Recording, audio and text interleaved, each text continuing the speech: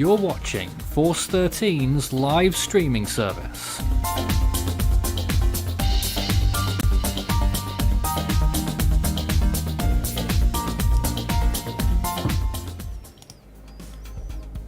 That is the wrong slide. I did it again. Let's start that again, shall we? This is Force 13 Live and welcome aboard. Powerful Hinnamnor is heading westwards, and there it is.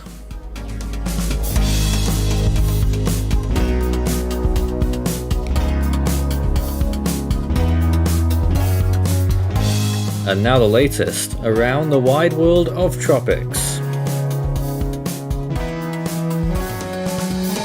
Tropical Weather Bulletin for August 30th. By now I think you've realised that it is a live Tropical Weather Bulletin, and we mean it. Typhoon Hinnamnor is headed westwards and is a very powerful Category 4 typhoon right now, and is a dangerous situation, which is why we're going to try and keep jokes to a minimum, because obviously we should. Severe storm headed for the Japanese islands. In the Atlantic also, there are 4 areas of interest on day 91 of hurricane season, a 70% that we have marked in the central Atlantic, and 3 other areas of interest on all different sides of it. So a complex situation in the Atlantic right now. In the Eastern Pacific, day 108, and we've got 2 areas marked at low chances of development there. Those chances might increase later on down the line.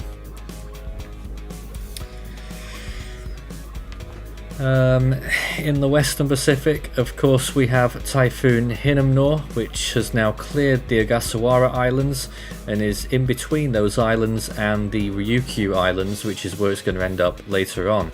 Moving west-southwesterly now, and will continue moving in that rather uncommon direction, with more southwesterly component later on. In the Southern Hemisphere, we're still watching a 40% chance that could develop over the next 5 days. Now the music is about to rudely cut off because we've still not fixed all of that, and we'll be able to take a look at me here in the studio. Hello and welcome to everyone watching today's Tropical Weather Bulletin. Quite a serious situation going on with Typhoon Hinnamnor. Let's take a look at some imagery, not that imagery but this imagery, showing us the storm itself right now. On those latest imagery frames, the infrared imagery here on RAM, it's still mainly westerly actually, but a slight southerly component in it as it heads towards, you can just about see on the left hand side, the small Daito Islands, and further towards the west you have Okinawa. My name's Nathan Foy, you saw me briefly there. I'm joined by my team for this live Tropical Weather Bulletin. We have Jose, David, Christian, Lucas, Gizmo and Marlene. Hello to all of you. How are we tonight? We're very good. tired. I'm pretty good. Yeah. Despite all the seriousness that's going on with Hinnamnor right now. Yeah. I mean, to me, this was pretty unexpected for this storm. I mean, to intensify so rapidly the past 24 hours, I mean, it was literally a tropical storm at 65 miles per hour in the past 24 hours. And to intensify that quickly to almost a super typhoon, and even at this latitude, I'm honestly quite impressed. Now, absolutely, yes. Now, yesterday's Jtwc forecast had this being, I believe, at around borderline Category 2 by this point.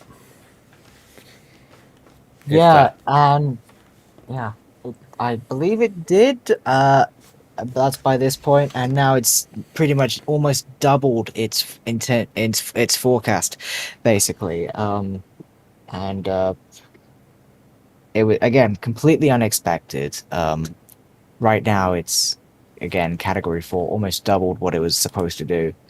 And yeah, I don't know how else to describe it. Here is some geocolor imagery showing its finesse right now, a decent small eye. People have been pointing out in the comments already that there's an eye wall replacement cycle that's ongoing. It seems to be ongoing at least. And that happened a few hours ago. It's an interesting shape. It's a bit squished north to south right now, but I certainly expect that it's going to rebound from that eye wall replacement cycle whenever it ends. It still seems like it's going to stall by the Ryukyu Islands. Yep, okay, let's take a look at the latest JTWC forecast cone, and it's showing here slightly different to what some models are saying, but still calling for slow movement near Okinawa and Miyakojima, but more like a hook track there, moving southwesterly and then getting caught in the stall and then back north. And what you see those little radials there. The wind field at the moment isn't particularly large, but when it comes out of that stall, it is huge, 2 to 3 times its current size, which is quite remarkable. It's going to happen in some way or other. It's just at this point nailing down exactly what that track and intensity is going to be. JTWC think that this will become a Category 5, and they think it will get to winds of 165 miles per hour, which is extremely strong. In kilometers per hour, that would be, just trying to figure that out, it is around 270 kilometers per hour, I think, or just less than that. So really impressive sustained wind speeds with higher gusts. JTWC actually are a little bit higher than us at their last update at 145 miles per hour. Maybe they didn't see that IWAL replacement cycle coming because they're expecting continued intensification, and it doesn't look like that's going to happen. But nonetheless, still an extremely impressive storm. Here's a wide shot of the infrared. And you just see, people who are used to seeing typhoons in this area, it is quite small. When you compare it to the Ryukyu Islands there on the left-hand side, sometimes you see storms, or sometimes you see a storm eye that completely engulfs Okinawa or the Amami Islands. Here's a close-up. This storm certainly doesn't right now, but it may do later on. Once again, there's that imagery of it. David, you're with us on a live stream for the first time in goodness knows how long, and I believe you have some information for a little bit later. Is he there? Okay, I guess not right now.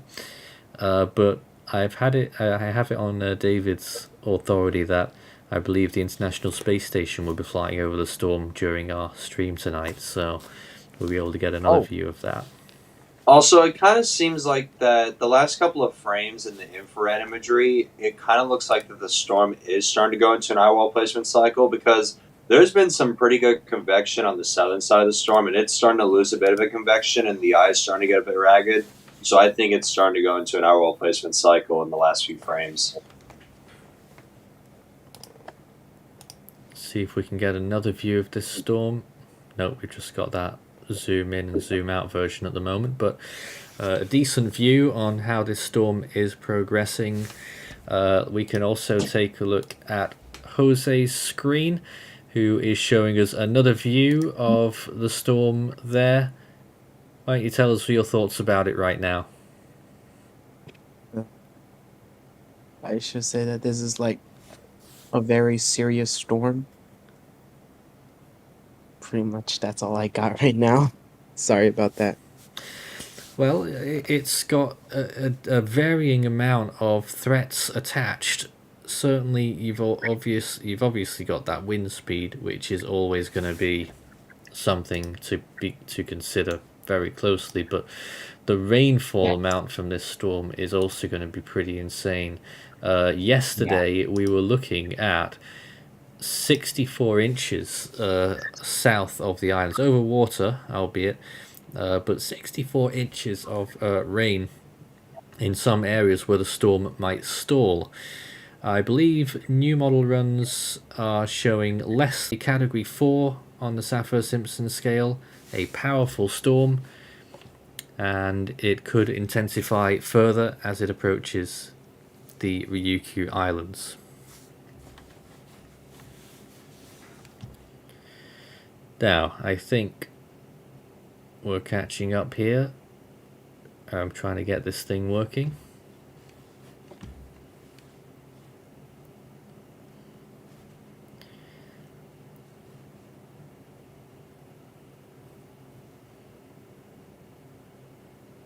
This is running so slowly.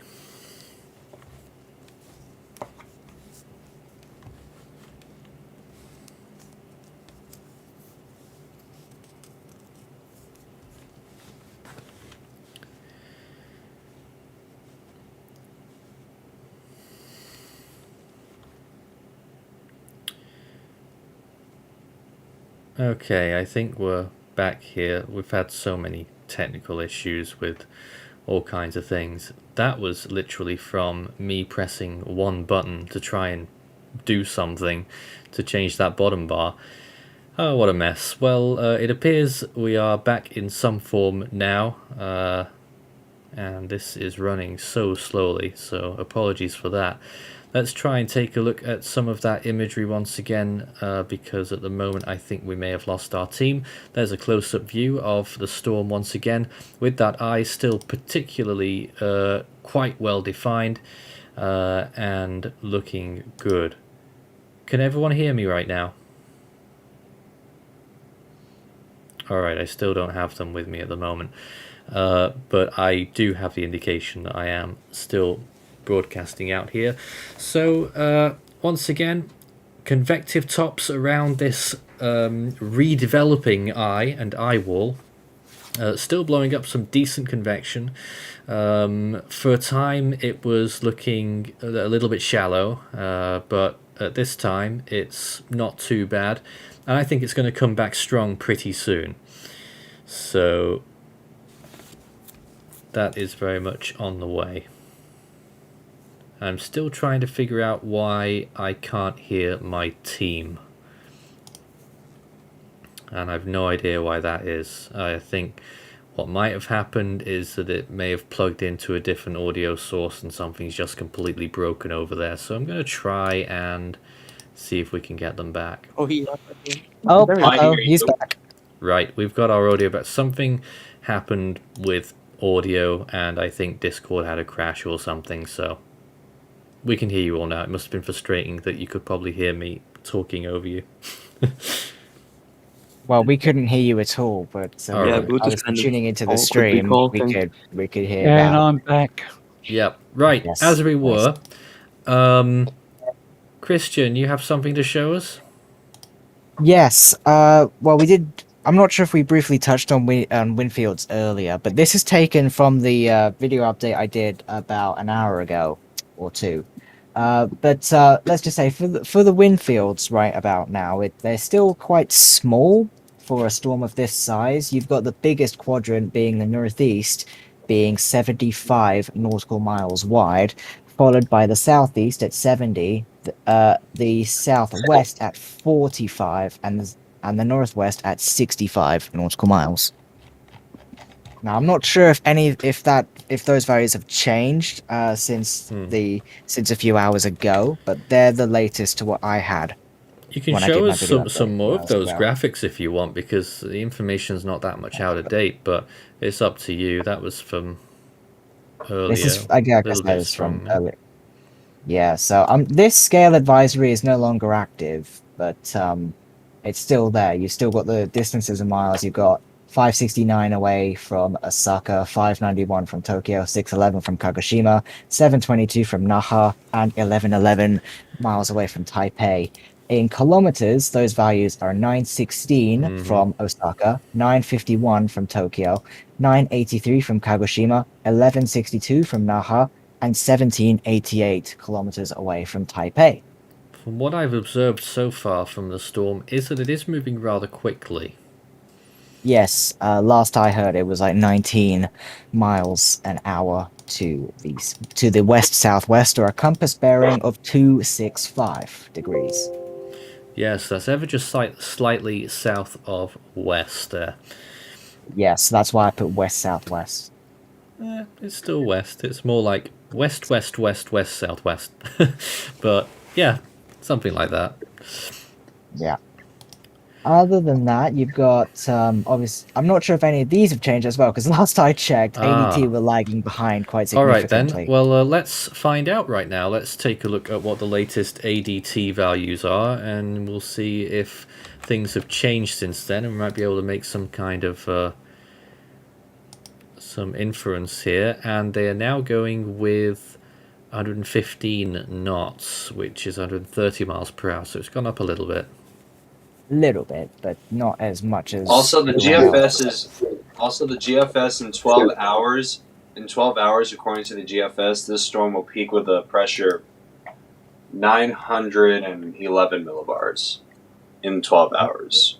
Where's that from? The HWRF. HWRF. Yeah, that wouldn't be GFS. GFS has a 914 If I peak much said later. GFS, I apologize. Yeah. Yeah, so ADT has gone up slightly, now in line with AMSU Yeah, and and that's SATCOM. only just happened as well, yeah.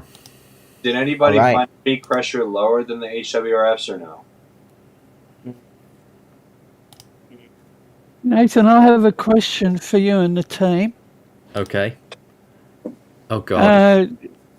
We Go know ahead. that there's 98W on the radar, and just reading the latest advisory from the Joint Typhoon Warning Centre, they say 98W is having a binary effect on the typhoon, Yes. which I think relates to the direction, or 98W is actually putting the typhoon. A little bit, yes. Let's see if we can look at some imagery of the wide shot in the Westpac. There it is. And you can see 98W down to its southwest, actually looking pretty decent with convection and a little bit of rotation. And you can see these two storms, and their interaction is going to be quite key to what happens next here. Now, David, we were trying to get hold of you earlier when you weren't available about the... Apologies for that, Nathan. I was on push to talk. I've been following the life of this system, and the International Space Station is about to fly down over the typhoon. It was about 3 degrees off it yesterday. Right. The ISS is back on my list of watch things, and when do you think that will be? I think probably about 15 minutes before about 25 minutes from now. So could you send a link over to me? We might be able to display it clearer on my screen. Yes, I will do that. Sure thing. In the meantime, Christian, you were showing the HWRF forecast, I think it is. Yes, I still am at this Good point. Lord. So, yeah, absolutely. I mean, when I first saw it, I was like, "Oh my word!" But basically, what we're seeing here is obviously the storm continues on its westerly track before it eventually curves to the west-southwest, and then it's going to stall for a bit. Whilst it does that motion, we've got winds of over, I believe, 135 knots. Yeah, pink area is being Cat 5. Great big virtually. pink area being, yes, Category 5 winds. Obviously, that's if you compare that to the JTWC cone here, along this part, they've got about Category 5-ish, 145 knots down here. And then except they've got the storm just, instead of doing this motion, they've got it curving straight up. What they've also got there is JTWC have a Cat 5 landfall for the Daito Islands. Tiny islands out there in the Western Pacific. Just to give you an idea of the population, it's about 2,000 on those islands. So they are inhabited, and that would obviously be an extreme impact. And to be honest with you, it's looking pretty good confidence that it's going to be either a close pass or an eye pass. I mean, saying that, not just Category 5, but 165 miles an hour, so that's just over. That's into Category 5. It's not looking good right now, and that, as if I'm reading that right, that would be about 6 UTC on the 31st. No, probably about 0 UTC on the... So about 8 AM local time. 8 AM local time on the 30... Wait. Or 9. Oh yeah, the 31st. So that would be like that. that would be 24-ish hours from now. Yeah, basically just less than 24 hours from now. So when you're talking about that close in, decent confidence on that. Yeah. They expect Category 5 in less than 18 hours. They might already be experiencing some kind of deteriorated weather, but No, not yet. not yet. Don't forget how small and how fast it's moving at the moment. I see. And moving into warmer sea surface temperatures. Marginally, it? yes. Marginally, where is it? Here we go. Right. Yeah, so you've got. It looks about the same, sort of. Obviously, you got. I'm guessing this is the island right here. This black spot. Yeah, and there's actually another even smaller island to its south. Yeah, this one. And yeah, so so I'm not sure if it's warmer sea surface temperatures. It looks to be about 30 Celsius. You want to compare that to this graph up here. So we're looking at about, okay, I want to say around here. Either way, it's not looking too good for the island and everything, especially when you consider the rainfall. Yep, just a minute. Who was that just then who wanted my attention? Me.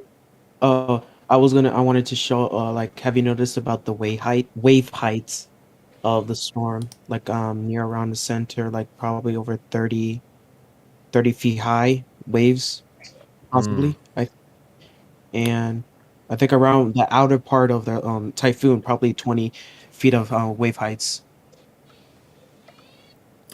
Yeah, it's quite substantial.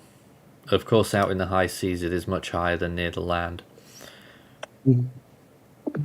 Christian, back to your rain estimates there. That's from the HWIF model, which is hit and miss sometimes, but just trying. It's hard to make out all them gradients where the land areas are and what the highest amounts on land are. Yeah, you can't even see where the islands are at this point. Okay, then. But if you're going along the storm's path, which is somewhere you've got, if I'm reading this correctly, parts of up to 8 inches. 8 inches, possibly 16. As my earbuds decide to go low battery on me. Right. But then as the system continues its path, it's expected to have quite a lot of rain, up to at least 32, and even a bit beyond that, as it stalls and begins its northward trek. We'll take a look at the latest GFS computer models for the whole world in a few minutes, but in the meantime, we're still discussing the very latest on Typhoon Hinnamnor. Sorry, I did it again. Let's go back to some latest imagery on the infrared band there, and you can see just its rate of progress. That's only about maybe a 3-hour loop, and just how much closer it's getting to those islands already. And that's why we're expecting that 18 hours from now it's probably going to be making landfall on those tiny Daito Islands, which is the ones that are just located to the west-southwest of the storm. Let's take a look at some more imagery. Anything new that we can discern from the RAM imagery? We like using this kind of imagery because it's been consistently used in this enhancement for decades, and you sort of know where you stand with this. I mean, other people prefer Dvorak. I like this personally, which is basically just a color version of it anyway. So latest images, it's looking a little bit ragged because of that eye wall replacement cycle. Still ongoing. Eye temperature looks like it's taken a hit a little bit, but still well in the positives. And convective tops around it, -70s, denoted by the red areas, about halfway around the storm. Back to the visible geocolor. What people might call the eye candy imagery, is usually the visual. And this is how you might expect to see it from space right now, minus those grid lines. We'll get an actual look at what it looks like from space in a few moments from the International Space Station. And they have the 2 cameras operational, the forward one and the one underneath. You sent me 2 links. Which one's the better one? I'll go for the last one. The last one. Alright. Yep. So... And they, Mhm. I was just going to say that after the 72-hour mark, the outlook becomes very complex. Mid-latitude shortwave trough expected to dig in over the Korean Peninsula and should pass quickly to the north, eroding the current steering ridge and creating a competing steering synoptic pattern with a steering ridge to the northwest. And they mention, the Jtwc mentions about a bit of upwelling and colder sea surface temperatures, 24 to 25. Alright. We're not getting any signal from the ISS right now, David. Is it the same for you? No, location. Yeah, I don't know. No, so it's the location, but I'm keeping a tab on the track. Where is it right now, do you know? That's what I'm searching for. Alright. So viewers, I have 2 computer screens here and I've got it here somewhere. Come back to you. Yep, well, we're ready with the Model Mania now. Let's take a look at what the GFS has planned for the entire world out towards the 16-day period. As I've said on many occasions before, just hearing in my ear an ETA of 12 minutes on the ISS there. But as I've said before on several occasions, I'm not a GFS fanboy. It's just the only global model that we have that we can use this visualization for. I would love to be able to have the other global models on here as well, but we're stuck with just the GFS. I mean, Christian showed us the HWRF. I'm sure someone can show us the ECMWF later on as well. But let's take a look at the GFS across the Atlantic first of all. A lot of people excited about the Atlantic. So first you've got this area of interest. That is the high chance in the Atlantic, although it's still looking a bit disheveled there. It might take its time to develop. There's a first period here in this area where it might become a tropical storm, and then it might have a little bit more of a struggle, and then you have this more clearer period where it should become a tropical storm out over the Sargasso Sea. Where does it go after that? Well, this is the 3rd of September already, so we're getting towards the longer range, and eventually it becomes a significant hurricane. And there it is, probably moving through Bermuda. Where's Bermuda there? Trying to figure out where Bermuda is on this map. Can't see it. It's hard to spot amongst all that sea. Bermuda's somewhere over... Oh, yeah, I've just clocked it. So it literally goes directly over Bermuda. Bermuda is right here. And the forecast there is for at least a Category 2 landfall on the 6th, which is quite a long way out still, so things could change a lot, but that's a hurricane landfall. Off it goes, balloons, and intensifies again to reach a higher peak as it moves northeastward off Newfoundland. Another tropical storm ahead of it there that decides to form. And then off it goes, still traceable right up here. Very powerful energy moving into Greenland. So we've got that. The eastern system looks like that's going to be short-lived and struggling. The western system that got so much attention is pretty much gone. And instead we're looking at East Pacific activity now by the looks of things, with a potential cyclone there towards the end of the 5-day period becoming a hurricane and moving out to sea, and then another one behind it, which is actually part of the energy that was going to go into the Gulf of Mexico system. There it goes, large in stature, hurricane strength, that's very long range, and off it goes. There's actually another blow up TS there, possibly for the Gulf Coast, and then off it goes. Very long range for those, but you get the idea. Right, let's go to the main point then, which is Hinnamnor, of course. There it is right now. GFS initializes it at 125 miles per hour, so just a little bit weaker than it currently is. Then what happens to it? Let's actually play this out to get a smoother loop. So there it goes. That's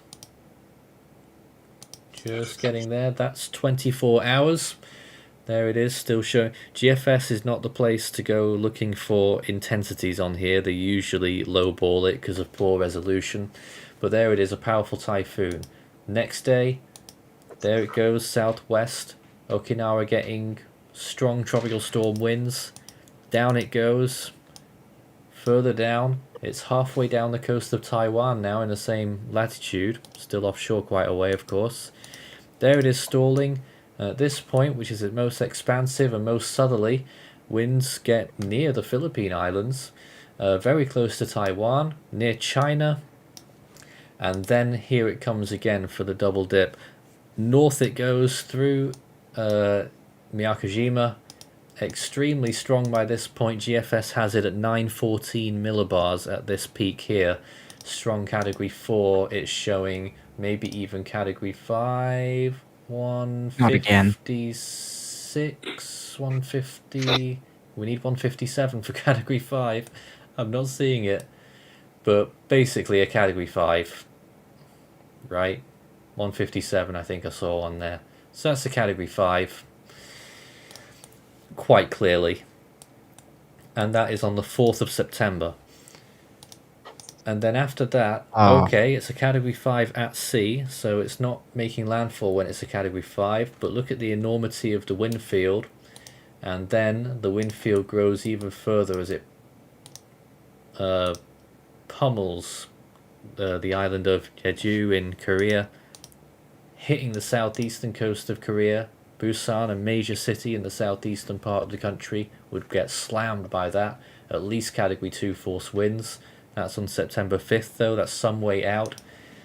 And off it goes, still powerful, into the sea north of Japan. Just check this out here. Trying to find that frame. Where'd that frame go? It was showing some really powerful winds just then. I've lost it. Hold on, let me try and... Round about there.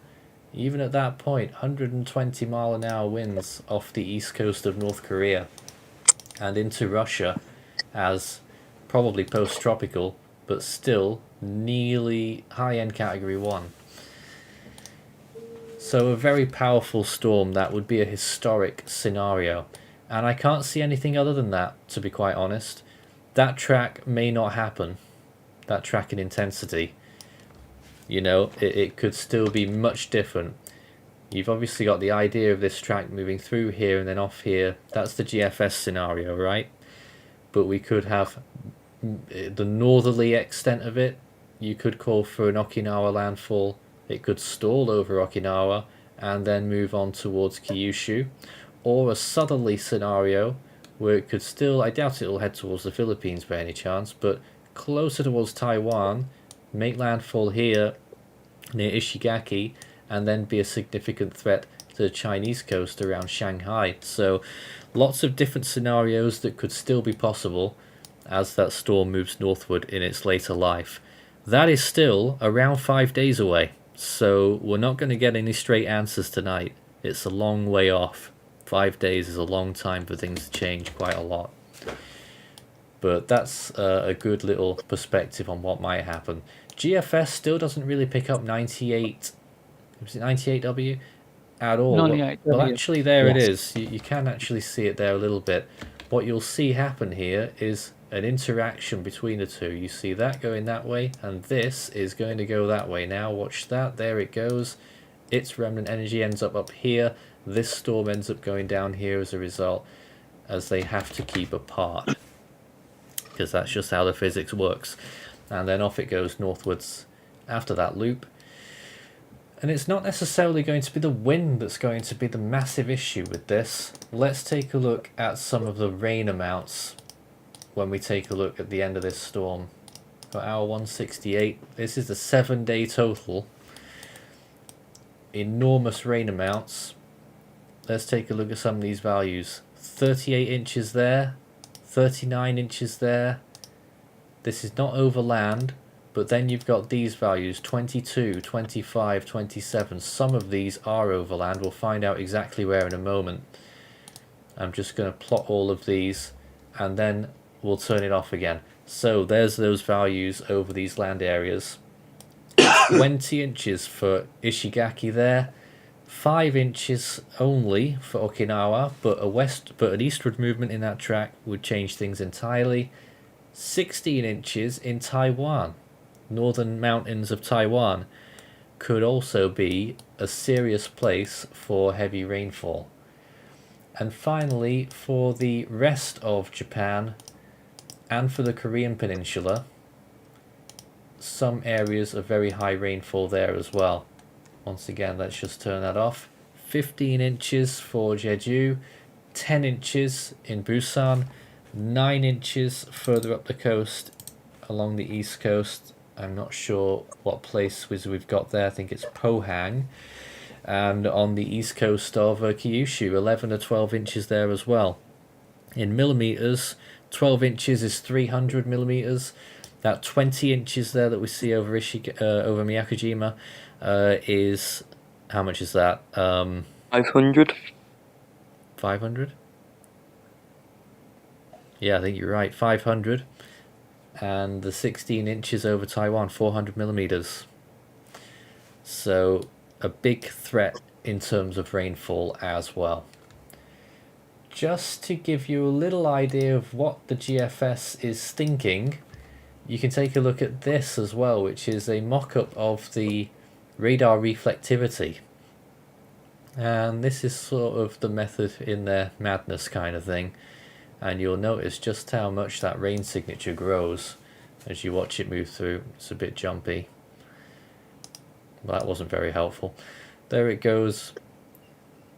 And the eye clearly visible. Up it goes. Really powerful. Really powerful if that was a transfire. Let's go back to Christian's screen, and whilst Christian's talking about that, if anyone could get up the European model for us, that would be really helpful too. Yes, so once again, this graphic was taken from the earlier video update that I did. This is the best we could find in terms of West Pacific chance of 34 knot winds. It's basically, as you can see, the storm's position's right about here, and then it's gonna track westwards towards Naha, and again, as the storm progresses, these chances will increase. But as of now, if I'm reading that correctly, that's about a 50-60% chance of 34 knot winds for the area of Naha. And that's in 5 days. Let's not forget the forecast only goes, that we could see those chances increase as some of those areas are out of reach of 5 days. Yes. And then if you want to take that up to typhoon force winds, even though it says hurricane at the top there because I forgot to change that, it's a lot narrower. And again, Naha just narrowly avoids typhoon force winds here. However, like Nathan just said, these are still 5 days out. Some of these locations are still beyond 5 days. So once again, if you want to take a look at tropical storm force winds, it's quite a large area. And Naha's in 50-60% range in 5 days.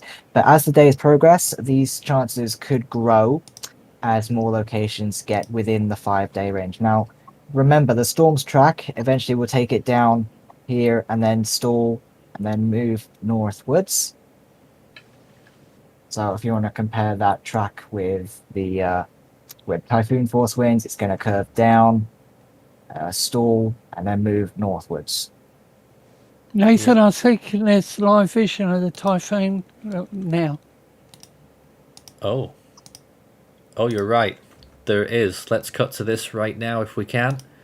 Here is a live shot of Typhoon Hinnamnor over the Western Pacific, live from the International Space Station. There it is Wow. appearing. Wow, look at that. Always stunning and impressive imagery when you look at... and hopefully there's astronauts on board that will actually be taking very high quality pictures. There's two feeds. Remember, There's this one and this one, which is more high quality, and hopefully this camera will pass right over it too. You can you can actually see that might be Japan or China or the coast of somewhere as it approaches the typhoon. Go ahead, David. I remember when we were doing the live broadcast when the International Space Station flew over Manhattan. Yeah, they've been over so many storms. Yes. Only in That recent is- that years is- have you been able to see it unfold in real time. Yeah, And you that is clearly see the eye. beautiful imagery right there. It is.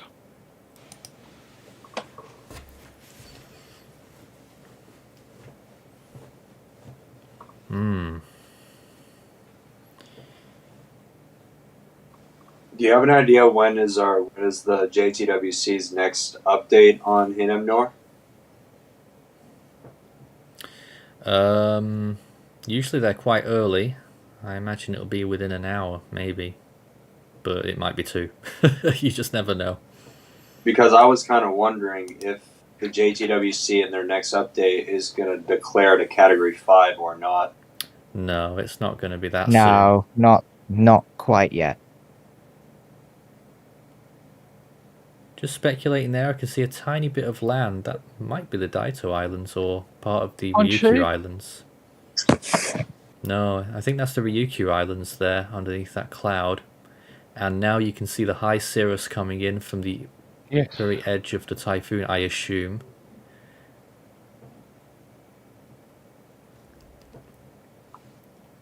And the cloud cover growing thicker. Will we get a proper pass? We'll be able to see the eye from here. Be really, really lucky if we do, being honest. Please, yes, that would be I mean, amazing. it's stunning imagery no matter where it passes.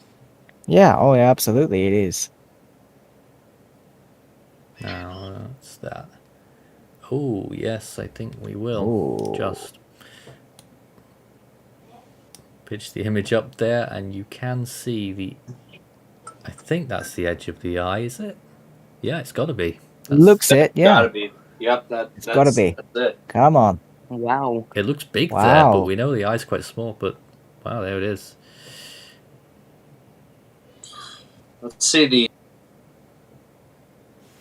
Sorry about that. Let's Beautiful. actually see some messages in the chat. That was the eye. Just can't get enough of how good that is. Yeah, as again, imagery from the ISS is always spectacular, and this is no See the exception. messages. That one looked picturesque, gotta say. So Oh, yeah. if we're lucky, in maybe in about a week's time, some of the astronaut images, if they're in there taking pictures right now, will be processed, and we'll be able to show you some of those images. So if you're an astronaut in the ISS and you're watching this stream, please send imagery of this our way. Well, they do have access, don't they? Yeah. Hey, oh yeah. Also, Okay. and I don't think we said this on stream, but feel free to send us some questions for Certinol in text. I know we've not had much opportunity to take questions. I know there's been a lot that have been sent in. There's just been so much to discuss. We'll be able to do that Yeah. now with the last 15 minutes of our broadcast. Just before we do that, though, I was just wondering if anyone did get the chance to see the European model. I'm currently streaming the European model on the 24-hour precipitation rainfall. All right, let's have a look. So there it is going through.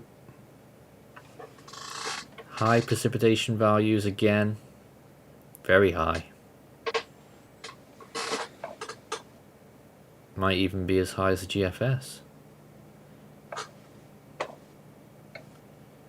Is that Because I remember- suggesting a further east track? It's hard to tell. Could we take a look at the actual storm, the wind forecast? Let me.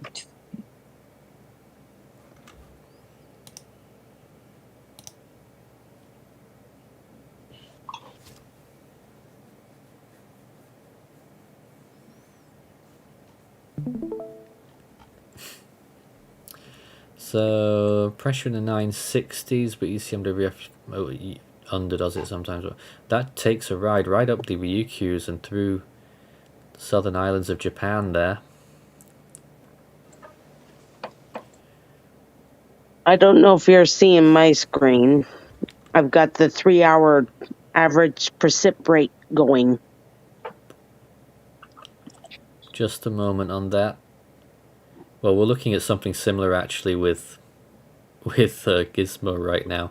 Could we look at total precipitation from it all? Total cumulative precipitation. Oh wow, that's pretty high. Getting close to 500. Oh, exceeding 500 in a lot of places there. Yeah. No doubt.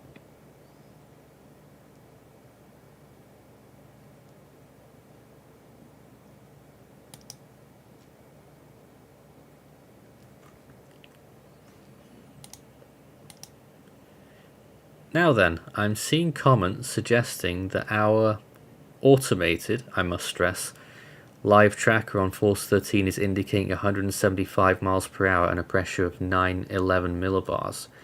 What I can tell you right now is that the real-time ATCF is going with 180 miles per hour and a pressure of 910 millibars. This is unconfirmed at this time.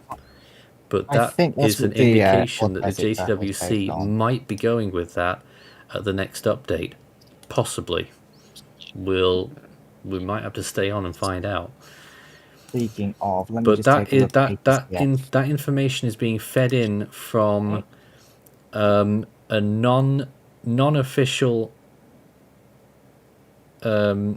status from the US Navy. It's the raw data before it gets processed or corrected or any of that kind of stuff.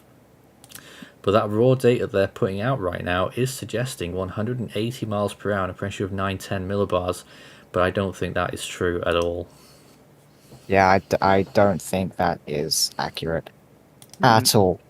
If the JTWC go with that at 0Z, it's going to be crazy.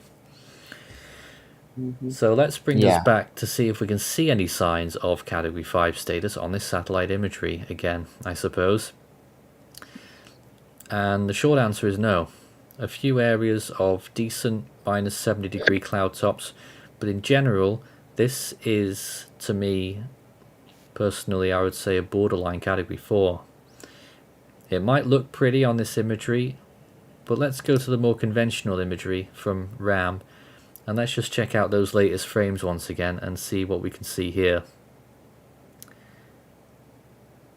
Okay, yeah, it's looking better on those latest frames actually. More circular eye. Convection is still hit and miss, so I'd probably go for a mid-range Category 4 now, maybe. So, but certainly not 180 miles an hour Category 5. So, Yeah, no, that's way too I'm a bit nervous that the JWC are going to run with that at their update. Oh, please don't. Please. They haven't put their new numbers out yet, but the and it's not always that the real time ends up being put into the final number. They usually half and half. Sometimes they change it, sometimes they don't. But it's got me a bit on edge there. We are getting some that's got me on edge as well. About more in the Atlantic, to be fair. We should actually mention the other basins because we haven't managed to do that at all today. So let's take a look at some imagery elsewhere right now. Here's the Eastern Atlantic, where we have potentially a system starting to form off the coast of Africa. This was quite a long time ago, but I did see a question asking if 91L would impact the US East Coast. And that's the main one, right? Yes. That's the main one, yes. As you can see, it looks a real disheveled mess at the moment out in the main development region. It's going to take its time. My hunch is that it's not going to affect the US East Coast. I think it will be a fish. Or Bermuda. It could still affect Bermuda. I can't rule out that, but I don't think it will be a threat for the US East Coast. As of right now, though, it still hasn't even formed yet. It's nowhere near forming, and until it does, we can never be too sure. This is from Forest Ignora. Will the Atlantic be a 2010 type or a 2016 type? Oh dear. Well, in 2016, we had Hermine about to make landfall on the Florida Panhandle on this day, about to form. Oh, I've misread it. 2006 type, sorry. Oh, 2006. That was quieter. No, not really. 2010, definitely not. We are way behind that season. It's completely different. Honestly, when we look towards the rest of the season, I don't know what to compare it to.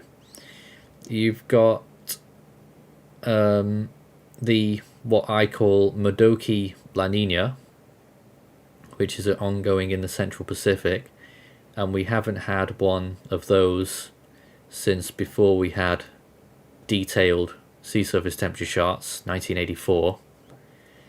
So it's a very long time you would have to go back before you find a setup similar to this. I don't really have any answers for you. Some people are suggesting it might be like 1961 and we get all hell breaking loose when we enter September. I think they had 5 majors in September and they had only one storm up till now, I think. So that was quite crazy. But that's an extreme, so I don't think that's going to happen either. Would just like to mention, because I have seen a comment about the Caribbean AOI, that the National Hurricane Center is going with Disturbance 2, which is a subtropical one, actually on the same latitude as Bermuda, and the Caribbean AOI. National Hurricane Center has marked them both as a 0% chance of formation. Both. Yeah, that Caribbean AOI is pretty much gone at this point. Oh, the northerly one as well, is it? Yeah, okay. Well, that's pretty much expected. So this is fascinating, yeah, though. 92 hours well. This is fascinating, though. When we were looking at the GFS a few days ago, people were going nuts because they saw 4 storms forming. 2 of them have already been scrubbed. They're not going to happen. One of them off Africa I'm getting more questionable vibes from as time goes on.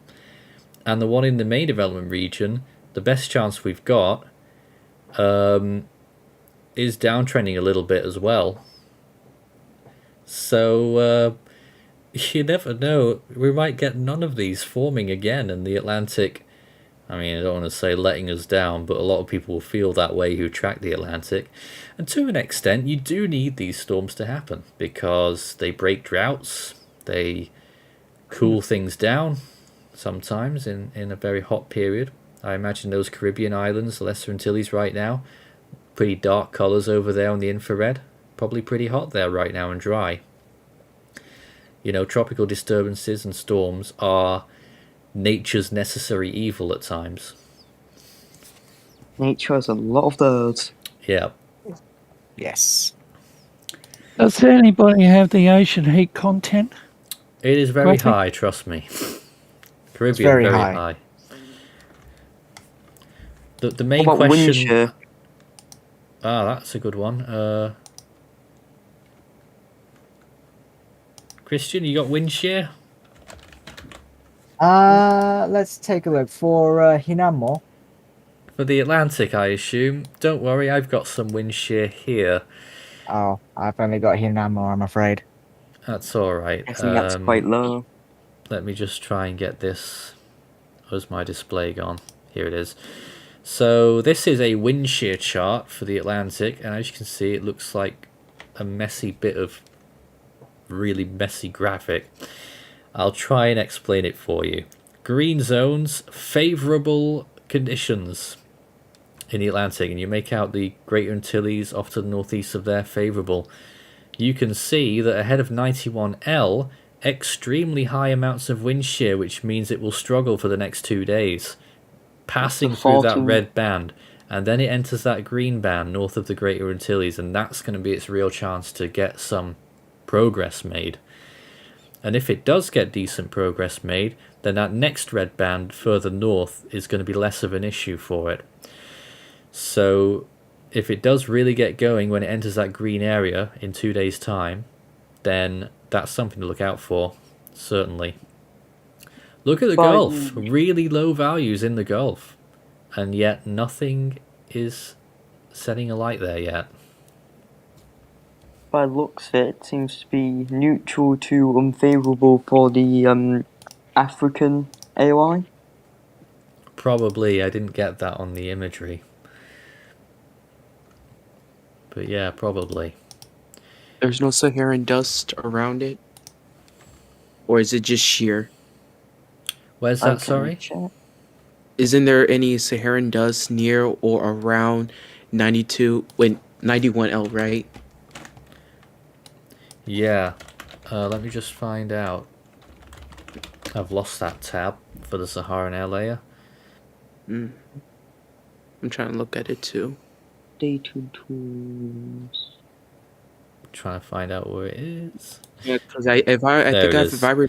Oh yeah, there is quite a lot of Sal actually. There's a lot of Saharan dust in the area. Yeah. So that's another hindrance for main development region storms. It's a struggle this year, it really is.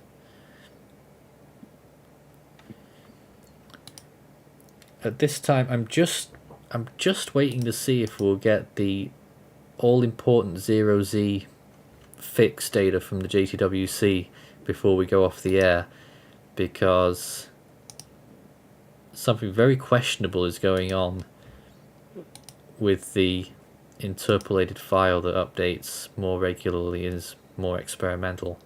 It is still suggesting 180 miles per hour for this storm, which it really isn't. Dear, which is not true.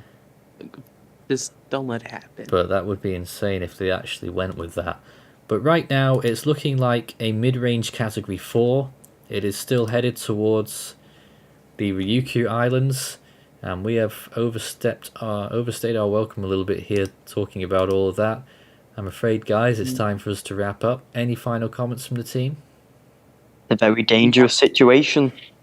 Yes. Yeah. Again, absolutely a very life-threatening situation unfolding as we speak, really. Obviously, Hinnamnor right now a mid-range category 4, expected to head to the west, then curve southwest, stall, and then head back up to the north. Millions could be affected. Absolutely. You can stay up to date with this storm on our live tracker, which is running right now. We started it earlier in the day. It's got the latest imagery, and I'll try and update it with some more stuff over the next 24 hours. There's plenty of things to be looking at on there. Or you can chill to the music on there too. I know a lot of people do. But now we take a look at what happened on this day in the world of storms. August 30th, 2015, we had these three, a trio of Category 4 storms, Kilo, Ignacio and Jimena, all out at sea, but all very powerful Category 4 storms, and we tracked it that year as well. Gosh, I remember. Insane year in the Eastern and Central Pacific was 2015, and there it was pretty much at its peak on August 30th.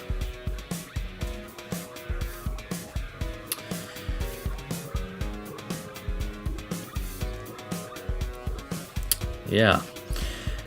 Well then, looking forward to this year, the next name on the Atlantic naming list is Danielle. In the Eastern Pacific, it's Javier. And in the Central Pacific, everybody, we're still waiting for Hone. Good lord. We are code orange for Hinnamnor right now. I keep getting that wrong. Muifa is the next name on the list. And in the North Indian Ocean, the next name here is Sitrang.